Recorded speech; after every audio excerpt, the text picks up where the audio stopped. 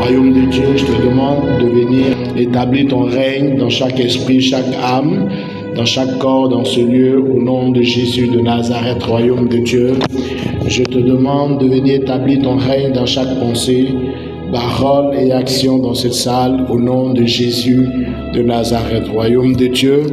Je te demande de venir établir ton règne dans chaque cœur, dans ce lieu, au nom de Jésus de Nazareth, Royaume de Dieu. Je te demande de venir te manifester à travers chaque personne dans ce lieu, pour établir ton règne sur toute la terre, au nom de Jésus de Nazareth, Royaume de Dieu. Je te demande de venir utiliser chaque personne en ce lieu pour faire du bien à toute l'humanité, au nom de Jésus de Nazareth, Royaume de Dieu.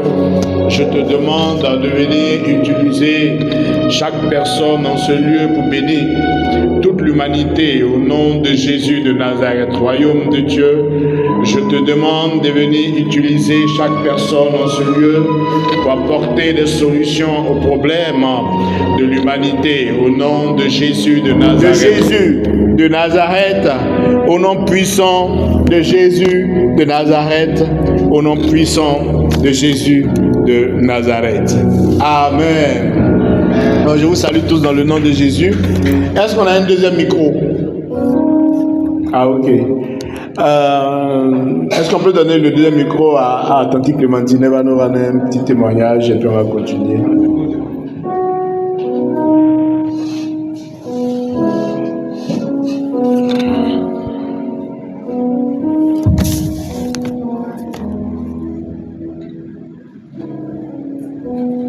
Alléluia.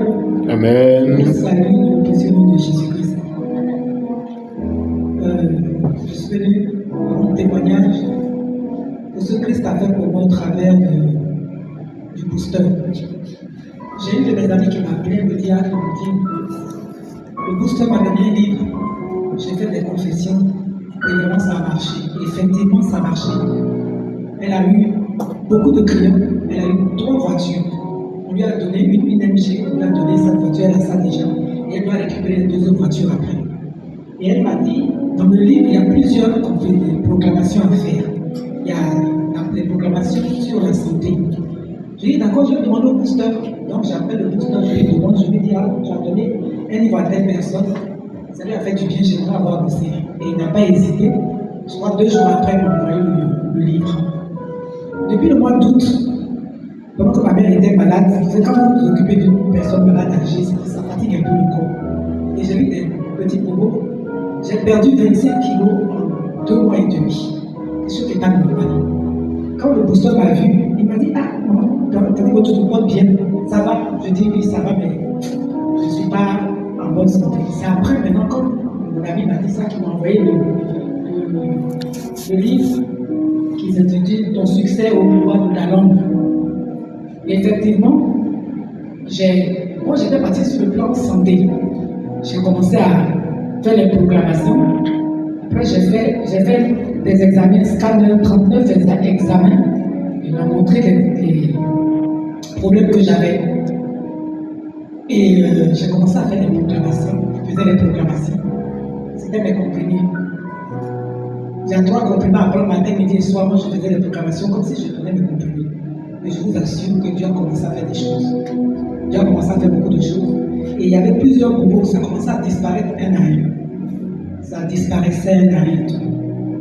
Et après, j'ai dit, bon, je vais essayer le côté affaires. Et donc, j'ai fait ça aussi. Et j'ai gagné un voyage pour aller à Dubaï. Amen. Amen. Donc, j'ai dit ça, c'est très fort. Et je dis, je vais envoyer ça à ma fille et à mon fils. Aussi commence à faire des proclamations. Dieu est dans cette affaire et les proclamations sont très fortes et très puissantes. Je vois la main de Dieu dans ma vie au travers de ces proclamations. Donc je ne voulais pas me taire, je voulais me témoigner. Amen. Amen. Merci Tante Clémentine pour ce témoignage. Ça me fait quelque chose parce que ces proclamations-là, je les ai depuis 10 ans. Je les ai depuis 10 ans en fait. Et donc ça me fait quelque chose parce que je connais Tante Clémentine quand même depuis 10 ans. Et puis c'est seulement maintenant qu'elle a ça. Mais bon, je pense que Dieu fait toutes choses bonnes en son temps. Amen. Alors, donc ce soir là, nous sommes à l'avant-dernière soirée d'excellence. On finit le lundi prochain, après 3 années.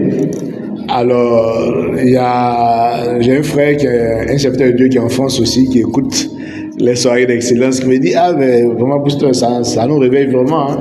Est-ce que tu penses que si tu arrêtes, c'est bon? Je lui ai dit, bon, sur la plateforme, il y a quand même près de 40 messages.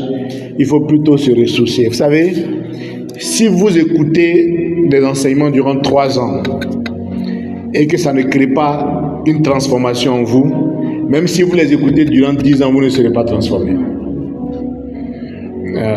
3 ans, c'est largement suffisant pour créer un déclic, pour que chacun soit en train de faire ce pourquoi le Seigneur l'a envoyé sur la terre.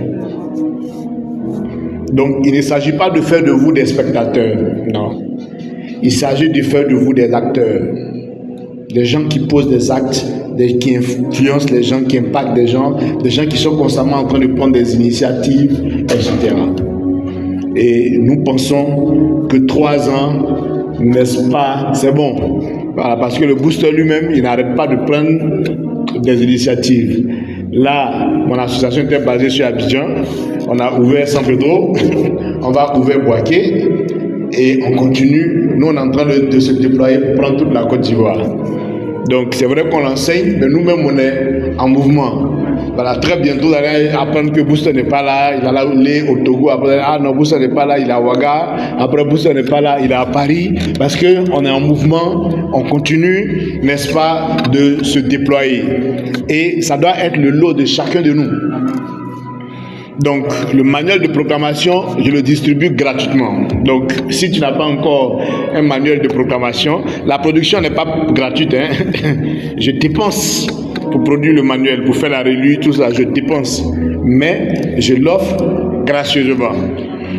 Et donc, tout ça, c'est des moyens qui, quand ils sont utilisés et exploités, vous permettent, n'est-ce pas, de réussir votre vie. Donc, c'est pas parce que vous allez vous écouter un enseignement durant 10 ans que ça va vous faire changer la vie. Donc, nous, on a compris 1 ou 2 fois et puis ça nous a transformés, en fait. On a eu un déclic. Amen. Donc, lundi prochain, ça sera les témoignages. Alors, aujourd'hui, je veux parler et je vous ai dit qu'il est important pour chacun de nous de conceptualiser.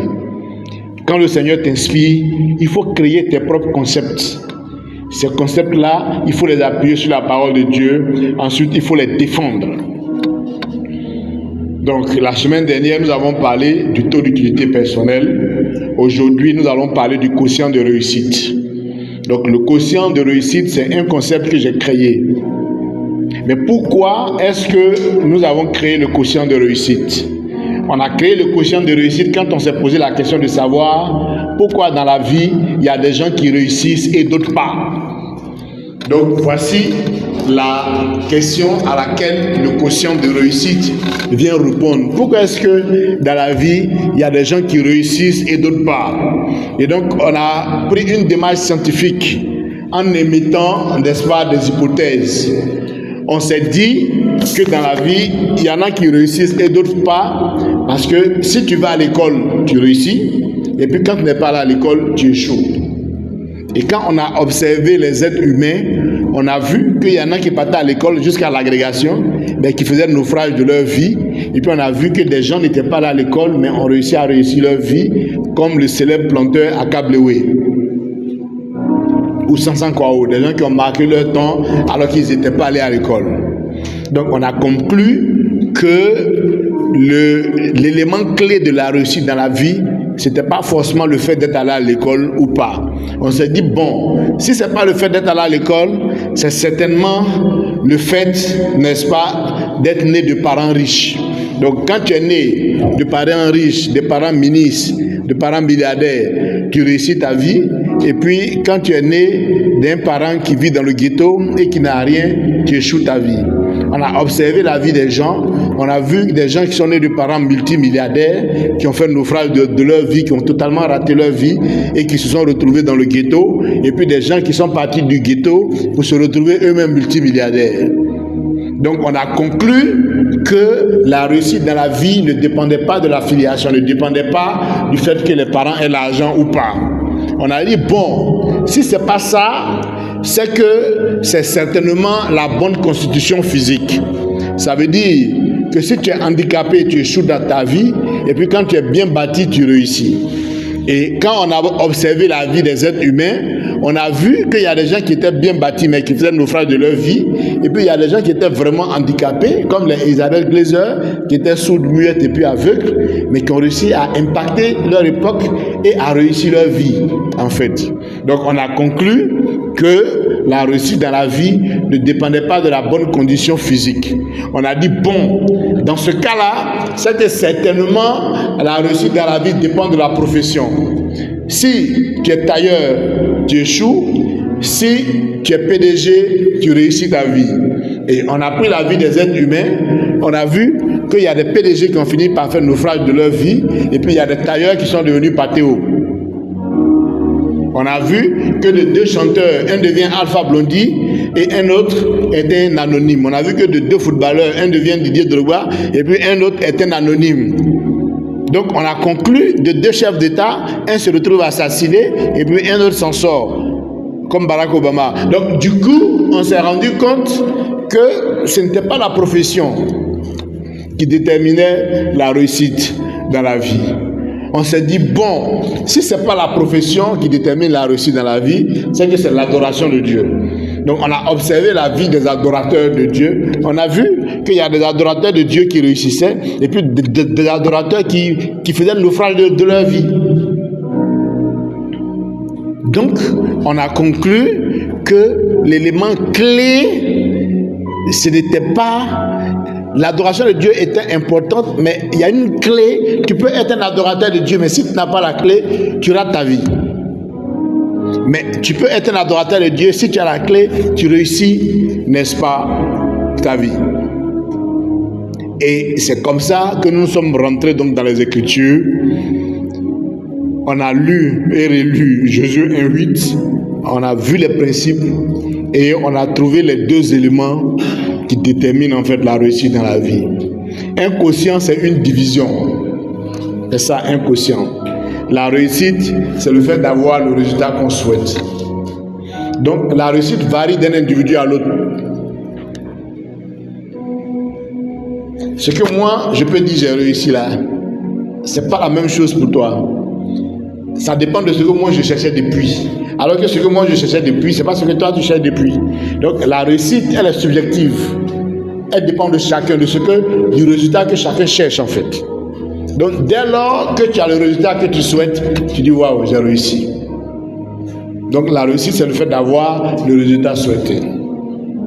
Et donc, nous nous sommes rendus compte qu'il y a deux variables qui détermine la capacité d'un individu à réussir sa vie. Donc le quotient de réussite, c'est un indicateur, je définis le quotient de réussite, le QR, c'est un indicateur qui permet de mesurer la capacité d'un individu à réussir sa vie.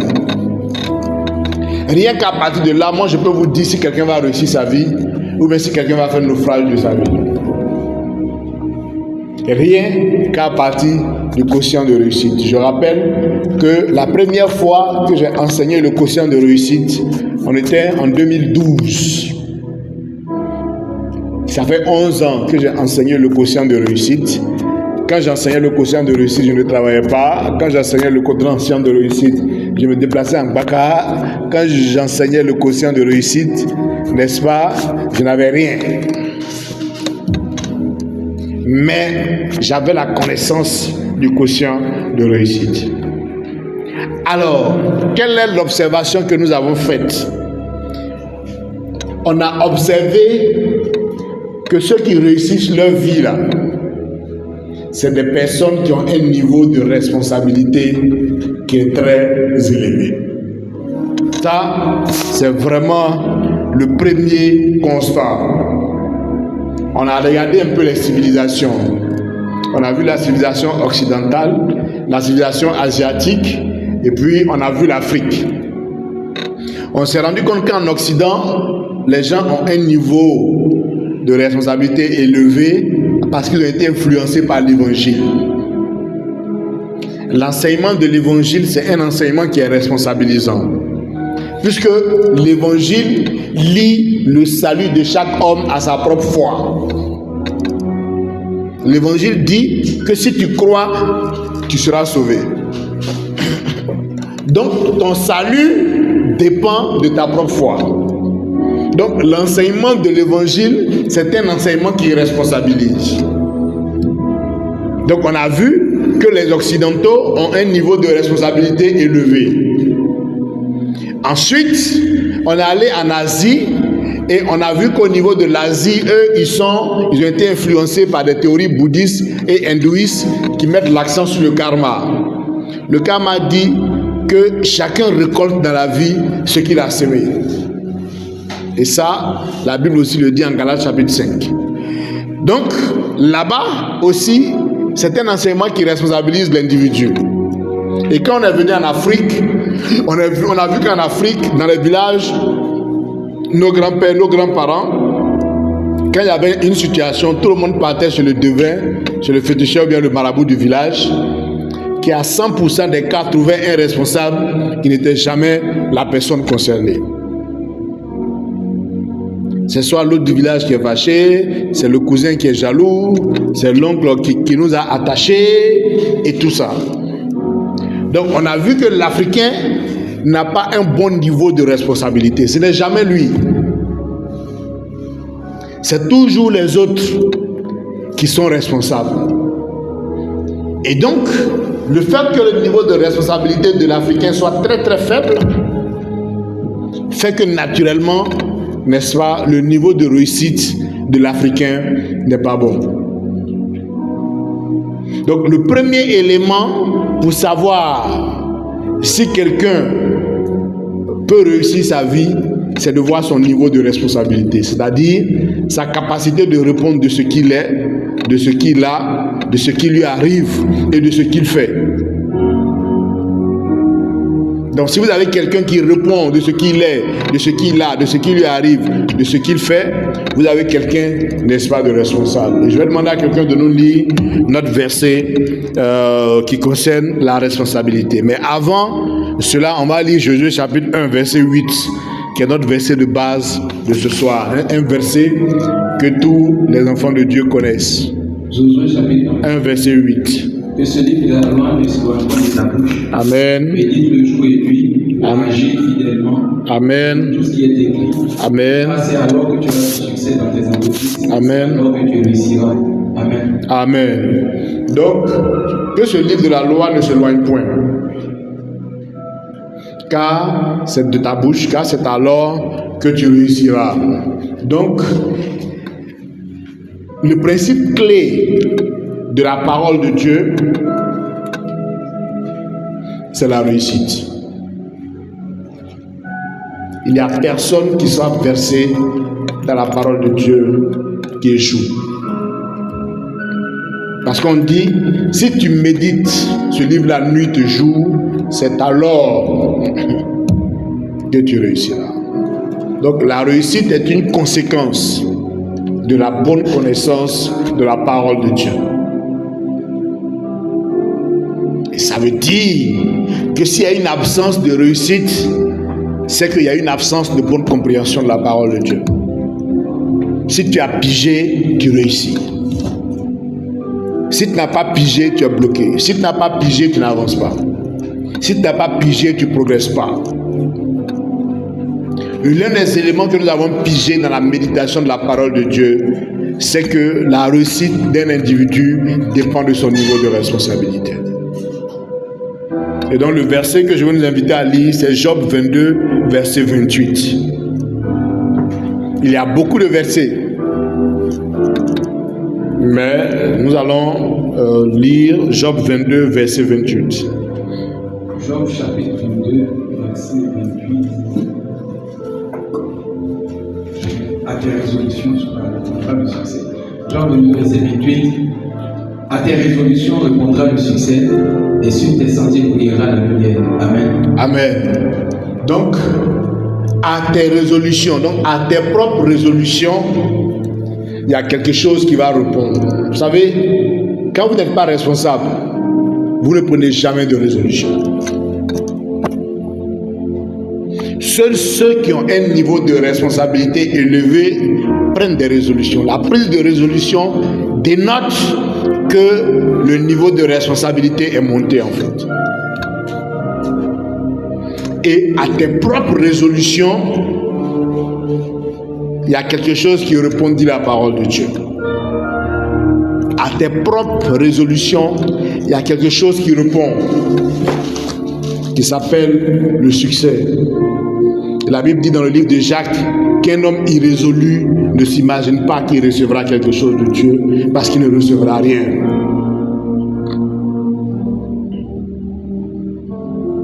Et nous avons pris des résolutions. Nous sommes engagés, on a mis en place une fondation. On s'est engagé à enseigner les principes du succès. Jusqu'à aujourd'hui, nos résolutions ne nous ont jamais trompés. Le succès a toujours répondu. Jusqu'à aujourd'hui. Depuis l'époque où on circulait en Bakamek, où on prenait des résolutions. Jusqu'à aujourd'hui, le succès a toujours répondu à nos résolutions.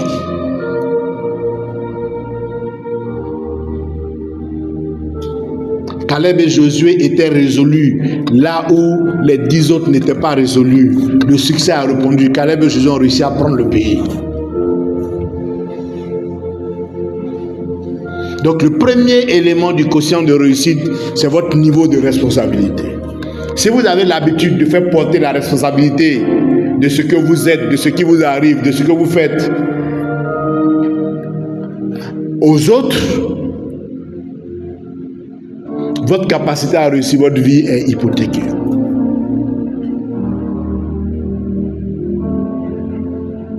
C'est pour cela que nous, on n'est pas afro-pessimistes. Non. Nous, on ne pense pas que les blancs sont intelligents et puis nous, on est bêtes. Non. Même parmi les blancs là-bas, il y en a qui sont bêtes. Donc, la parole de Dieu nous démontre que dans la Bible, tous ceux qui apprennent à prendre leurs responsabilités, tous ceux qui sont résolus, le succès répond. Caleb et Josué étaient résolus, David était résolu face à Goliath, le succès a répondu. Donc le premier élément, c'est le niveau de responsabilité. Tous ceux qui se disent, ça là, je vais changer la donne, je vais faire ceci, et puis qui se lèvent, qui commencent à faire, c'est ceux-là qui ont un haut niveau de responsabilité. Quand les gens n'ont pas un haut niveau de responsabilité, ils s'asseyent, ils disent, mais voilà ce qu'on peut faire, voilà ce qu'on peut vivre. Allez faire. Et après, moi je leur ai tout montré, je leur ai dit d'aller faire, ils ne sont pas allés faire, donc c'est pour ça qu'on n'est pas arrivé à quelque part. Donc, c'est pas moi, hein. C'est eux. Quand vous avez un haut niveau de responsabilité, quand vous voyez ce qu'on doit faire, vous êtes le premier à faire. C'est vous qui êtes devant. Tout le monde. Donc on s'est rendu compte que tous les peuples qui n'ont pas un haut niveau de responsabilité, l'Africain qui met ça sur le diable, qui met ça sur le féticheur, qui met sur l'oncle, sur le cousin, ce n'est jamais lui qui est responsable. Tous ceux qui n'ont pas un haut niveau de responsabilité, ils n'ont pas un haut niveau de réalisation dans la vie. Seules les personnes qui ont un niveau de responsabilité élevé ont réussi à faire des choses dans la vie. Je me rappelle, il y a 1 an, j'ai lancé un projet ici, un projet immobilier. On a réuni des frères et on a dit, bon, chaque mois, il faut qu'on donne 100 000. On va acheter un terrain et puis on va construire un immeuble dessus. Et puis chacun aura, n'est-ce pas, son appartement. Et puis, il y a un frère qui m'a dit, après il y a un qui m'a appelé, il m'a dit, mais Booster, est-ce que d'abord tu as prié?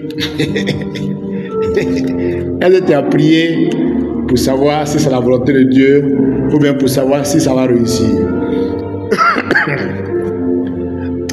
Il a dit, frère, à partir du moment où je suis engagé dedans, c'est que ça va réussir.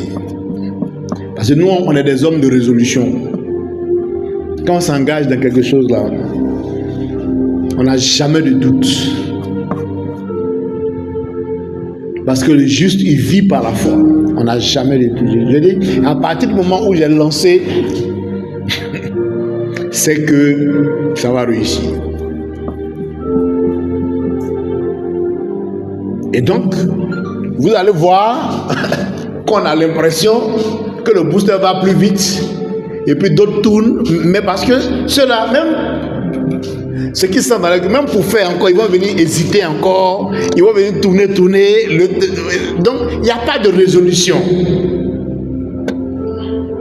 Dieu nous a fait la grâce, on a eu un très beau terrain. Un très beau terrain, bien situé et tout ça. On a validé le terrain et on continue, n'est-ce pas, d'avancer pour pouvoir démarrer les travaux. Donc, c'est le fait d'être résolu là. C'est ça qui fait que le succès répond. Parce que la Bible dit que si tu es irrésolu, il ne faut même pas t'imaginer. Ne t'imagine pas que tu recevras quelque chose de Dieu parce que tu ne recevras rien. Alors que ce sont les personnes responsables qui sont résolues. Parce qu'elles ont compris que ça dépend d'elles. Dieu a créé les conditions, il a payé le prix, la grâce est répandue. Ça dépend d'elles. Si elles sont résolues, le Seigneur va leur donner. Si elles sont résolues, le succès va répondre. Mais il faut de la responsabilité. Il faut être prêt à te mettre devant. Nous, on n'a pas peur pour se mettre devant. Et ça fait toute la différence. Je pense que hier, n'est-ce pas, le serviteur de Dieu disait que nos témoignages parlent plus que les versets. Parce que des fois, les gens s'attaquent au témoignage. Ils disent non, mais tu ne dois rien dire. Si tu en parles, c'est de l'orgueil. C'est comme si tu veux te montrer. Mais ils l'ont vaincu par la parole de leur témoignage. Donc on ne peut pas s'attaquer en fait au témoignage. Puis, mais pourquoi les gens rendent témoignage? Non. C'est un type biblique de ça. Non, il ne faut pas dire, si tu dis, c'est comme si tu veux te montrer, c'est de l'orgueil. Non, c'est anti-biblique. On est victorieux par la parole de notre témoignage. Et les témoignages, nous en avons à profusion. Mais parce qu'on comprend la parole de Dieu et on applique. Donc, si tu apprends à être une personne résolue dans les choses que tu fais, tu t'engages, le miracle va t'accompagner. Mais c'est vraiment le miracle en fait. Parce que rien que pour ce témoignage-là, moi je peux vous dire que c'est le miracle. Mais en un an, parce que j'ai lancé 2 projets en même temps, un au niveau d'ici et puis un autre au niveau de mon association, en un an, déjà, on a mobilisé près de 60 millions. Idée, résolution. L'argent qu'on a mobilisé, c'est déjà 60 millions. En un an.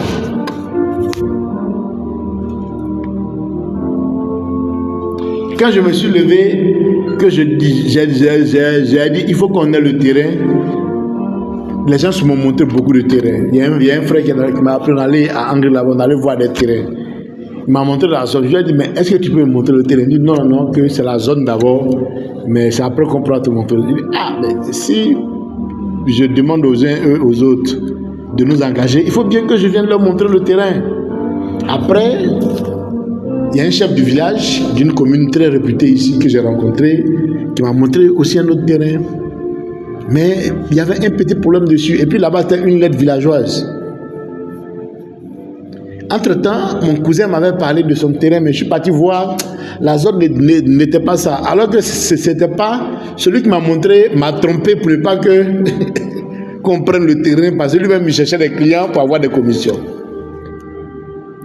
Et puis, il n'y a pas longtemps, mon cousin me lance encore. Je dis non, mais je suis allé voir ton terrain là, ça ne me plaît pas. Là où ça est là, je ne peux pas montrer à quelqu'un.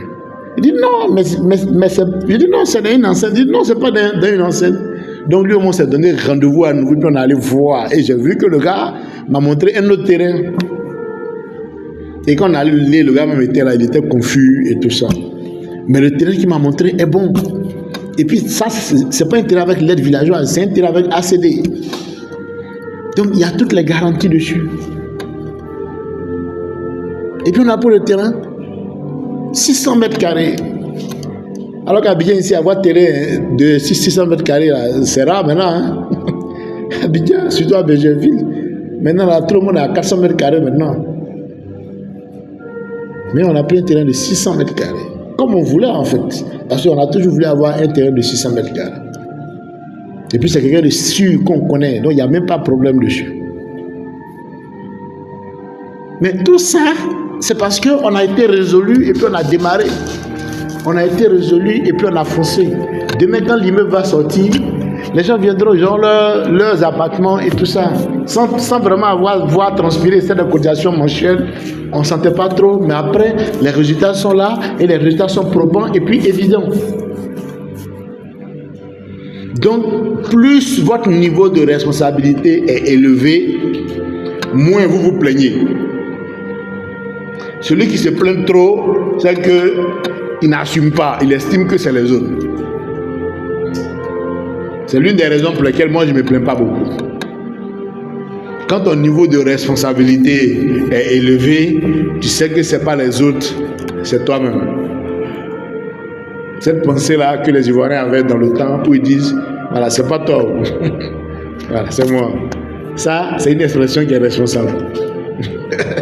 Tu comprends que c'est à ton niveau que les choses doivent changer en fait. Et si votre niveau de responsabilité est élevé, vous n'aurez aucun problème. Vous n'aurez aucun problème à pouvoir réussir votre vie parce que vous allez prendre des résolutions. Or, c'est à vos résolutions que répond le succès. Quand votre niveau de responsabilité n'est pas élevé, tu attends que le pasteur prenne des résolutions pour que toi tu réussisses ta vie. Tu attends que ton oncle prenne des résolutions pour que toi tu puisses réussir ta vie. Tu attends que ton cousin qui est bien placé prenne des résolutions pour que toi, n'est-ce pas, tu réussisses ta vie. Tu attends que l'État prenne des résolutions pour que toi tu réussisses ta vie. Nous on fonctionne comme si l'État n'existe même pas. L'État c'est un régulateur, comme le royaume de Dieu qui met les principes et les règles pour que chacun puisse bien vivre, mais en respectant les lois. Mais après, chacun est le produit de sa foi. Chacun a la position qu'il a par rapport à la résolution qu'il a prise pour sa vie. Donc, le quotient de réussite, c'est premièrement votre niveau de responsabilité. Plus votre niveau de responsabilité est élevé, plus vous avez de chances de pouvoir réussir votre vie. Mais si votre niveau de responsabilité n'est pas élevé, que vous vous plaignez de l'État, vous vous plaignez de vos oncles qui ont les moyens, mais qui ne veulent pas vous aider, vous vous plaignez de vos pasteurs qui ne prient pas bien pour vous, à cause de ça, vous ne réussissez pas, vous vous plaignez à gauche, à tort, à travers, vous allez voir que vous n'aurez pas, n'est-ce pas, un niveau de réalisation enviable dans la vie. Donc ça, c'est vraiment la première variable. La deuxième variable, c'est l'autonomie. Parce qu'on s'est rendu compte que les personnes qui réussissent leur vie sont premièrement responsables et puis deuxièmement, elles sont autonomes. Le fait d'être autonome, c'est le fait de te mouvoir par toi-même. Vous savez, le Seigneur n'aime pas la dépendance.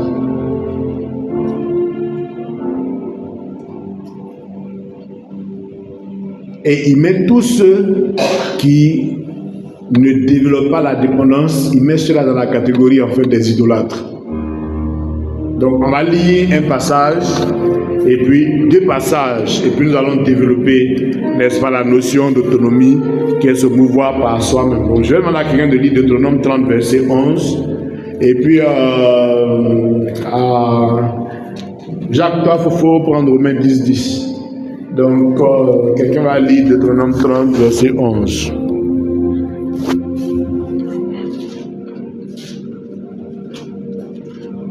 Deutéronome 30, verset 11.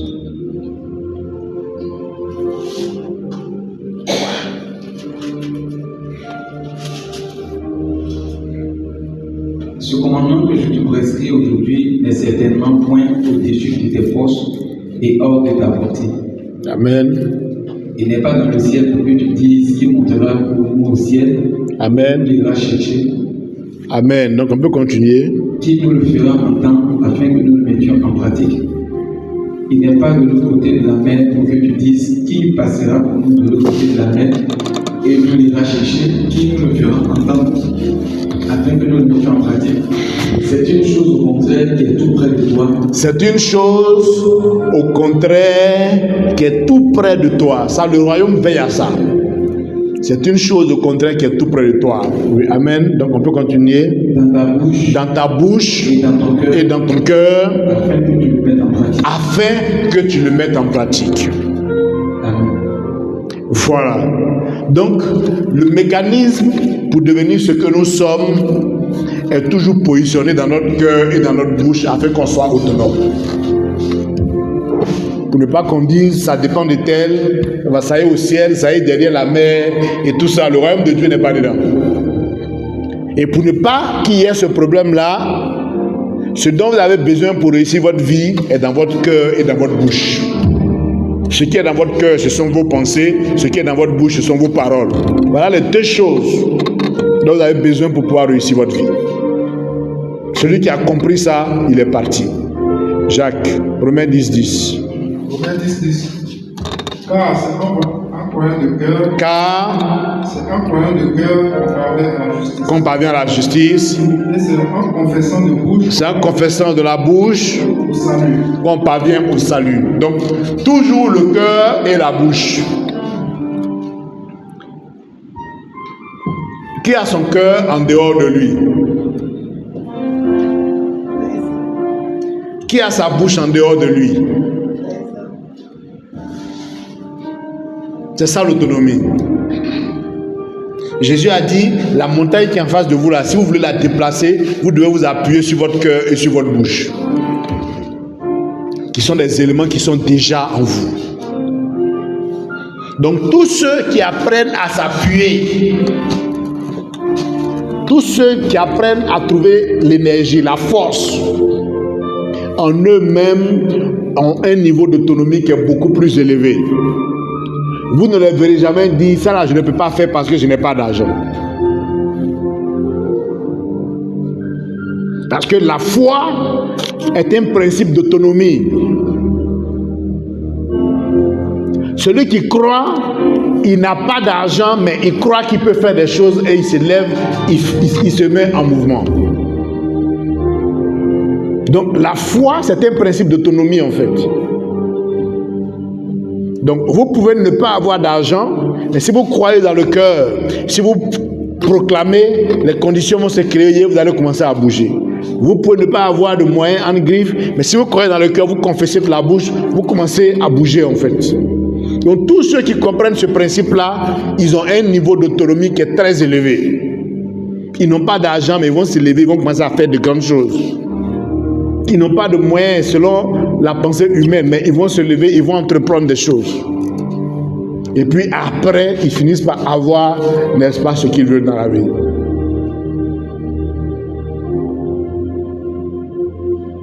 L'une des images pour voir le niveau d'autonomie des gens, en général, il y a deux types de personnalités humaines. Il y a les ballons et puis il y a les sources.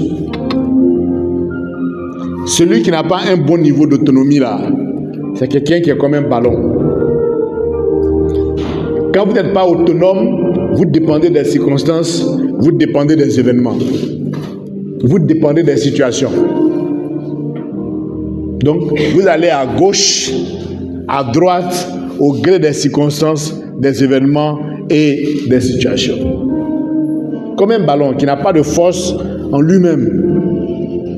Donc, tous ces mouvements dépendent d'une pression extérieure.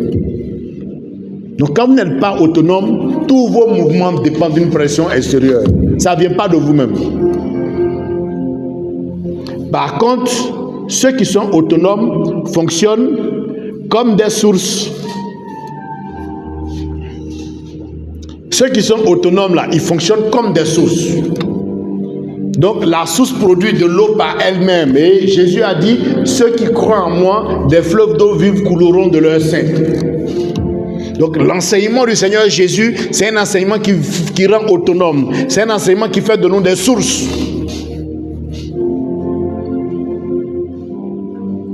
Nous croyons. Et parce que nous croyons, notre foi devient une source. Nous croyons. Et parce que nous croyons, nous sommes une source de bénédiction. Nous croyons. Et parce que nous croyons, nous devenons une source pour manifester et révéler le royaume de Dieu. Nous croyons. Et parce que nous croyons, nous faisons des exploits. Et vous voyez comment est-ce que la foi fait la différence et comment est-ce que la foi est liée en fait au niveau d'autonomie. Donc quand vous êtes autonome, on va rarement vous voir assis pour dire non, vieux père, si tu vois que depuis 10 ans, je suis assis à ne rien faire, c'est parce que je n'ai pas d'argent. Si tu me donnes l'argent tout de suite, tu vas voir, je vais faire des miracles. Ça, c'est quelqu'un qui n'a pas bon niveau d'autonomie. Celui qui a bon niveau d'autonomie, lui il dit, je vais me lever.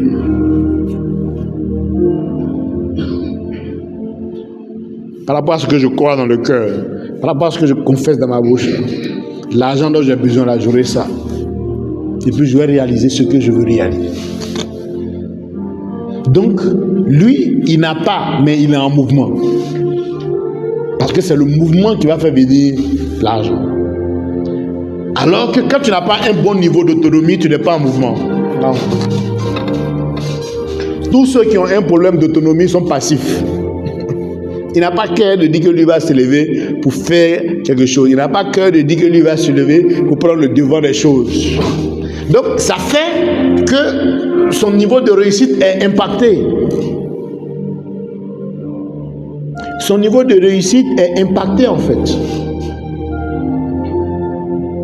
Alors que s'il avait un bon niveau d'autonomie, qui s'était levé, qu'il avait commencé à faire des choses, en s'appuyant sur la foi qu'il a dans le cœur, en s'appuyant sur ses confessions, sur ses proclamations, il avait commencé à faire des choses, mais les moyens allaient, n'est-ce pas, venir.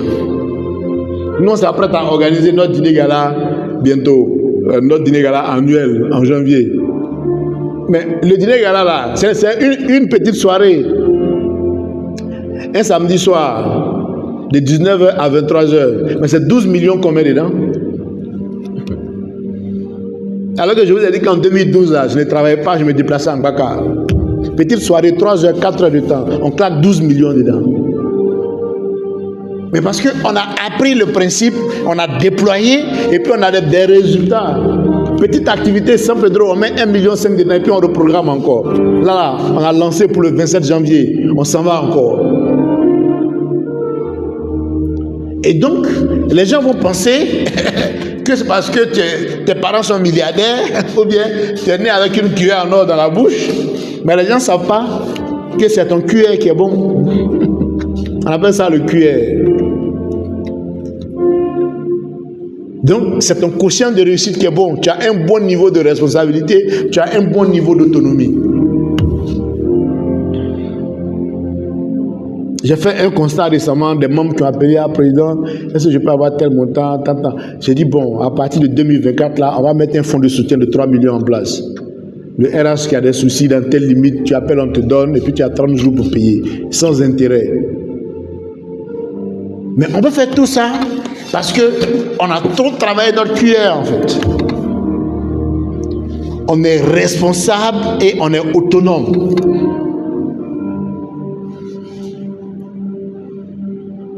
Et quand ton quotient de réussite est bon, quand tu te lèves pour partir, même si personne ne t'accompagne, mais tu ne te retournes pas. Caleb et Josué, là, leur QI était bon. Quand ils se sont levés, personne n'a voulu les accompagner. La grande majorité a dit non, ceux-là, on ne les accompagne pas, on ne peut pas prendre le pays. Mais ça ne les a pas empêchés de foncer. Donc quand ton QI est bon, tu te lèves, tu fonces. Tu te lèves, tu fonces. Quand ton QI est bon, tu te lèves, tu fonces. Tu tues l'éléphant et puis tout le monde vient manger.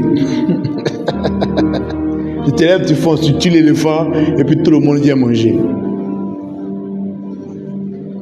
Ceux qui réussissent dans la vie, ce sont les personnes qui ont un haut niveau de responsabilité et un haut niveau d'autonomie. C'est tout. C'est ceux-là qui réussissent dans la vie. Que ce soit dans la Bible, que ce soit en dehors, c'est un principe de vie. Donc, la bonne connaissance de la parole de Dieu vous permet de réussir dans ce que vous entreprenez. Donc, il n'y a personne qui connaît vraiment les principes de la parole de Dieu qui échoue sa vie. Si vous méditez pleinement la parole et que vous ne percutez pas, c'est que vous n'avez pas bien compris la parole. Sinon, la Bible dit, c'est alors que tu réussiras dans tout ce que tu entreprendras. Tu as une bonne connaissance de la parole, la conséquence, n'est-ce pas, c'est que tu réussis dans tout ce que tu entreprends. Et pour avoir un bon quotient de réussite, il faut que ton niveau, sur une échelle de 0 à 10, il faut que ton niveau de responsabilité dépasse 5, soit entre 5 et 10. Sur une échelle de 0 à 10, il faut que ton niveau d'autonomie là dépasse 5. À partir du moment où ton niveau d'autonomie, c'est via un questionnaire qu'on détermine ça. À partir du moment où ton niveau de responsabilité dépasse 5, à partir du moment où ton niveau d'autonomie dépasse 5, on peut prédire que tu vas réussir ta vie en fait. On peut prédire que tu vas réussir ta vie. Samedi dernier, à la CGCI, au patronat ivoirien, j'ai reçu les félicitations du président d'un réseau qui m'a dit félicitations, je suis fier de toi, tu as osé et puis aujourd'hui les résultats sont là. Mais pourquoi j'ai osé? J'ai osé parce que j'ai un haut niveau de responsabilité et j'ai un haut niveau d'autonomie. C'est pas parce qu'on m'a donné. Voilà, c'est pas parce que j'avais les moyens. Non. Ou bien c'est pas parce qu'on est venu me donner. Non. J'ai pris des résolutions, je me suis mis en mouvement, j'ai produit des résultats, j'ai bousculé tout le microcosme, je me suis fait ma place et tout le monde est obligé d'accepter ça, de composer avec moi parce que je suis devenu un acteur incontournable à cause de mon quotient de réussite. Donc on attend ça de chacun d'entre vous. Vous êtes des enfants de Dieu, vous méritez la parole, soyez des personnes responsables, soyez des personnes autonomes. Et si vous savez vous appuyer sur votre cœur et sur votre bouche, vous allez faire des miracles. Jésus dit pour déplacer les montagnes, il faut s'appuyer sur son cœur. Donc il faut que dans ton cœur, il y ait de la foi et il faut que tu proclames la parole. Et à partir de ça, même les montagnes les plus grandes vont t'obéir. Et moi, c'est pour ça que j'aime le royaume de Dieu, en fait. Parce que c'est des choses qui sont tellement simples. S'appuyer sur son cœur et puis sur sa bouche. C'est tellement simple.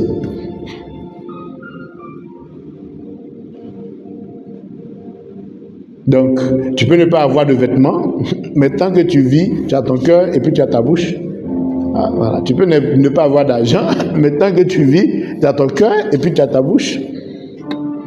Tu peux ne pas avoir de maison, mais tant que tu vis, tu as ton cœur et puis tu as ta bouche. Tu peux ne pas avoir de travail, mais tant que tu vis, tu as ton cœur et puis tu as ta bouche. C'est tout.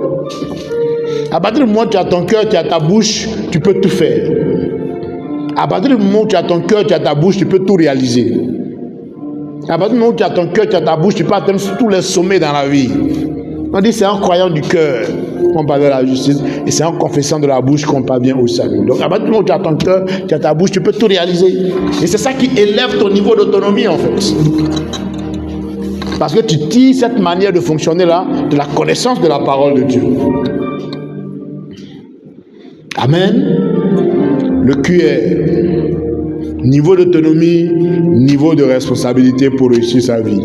Niveau d'autonomie, niveau de responsabilité pour réussir son existence. Niveau d'autonomie, niveau de responsabilité pour réaliser des exploits, en fait. Ça dépend de vous. Ça dépend de vous. Amen. Donc que le Seigneur nous bénisse. Et on va faire circuler le micro. On va poser beaucoup de questions aujourd'hui. Beaucoup de questions. Amen. Donc que le Seigneur nous bénisse.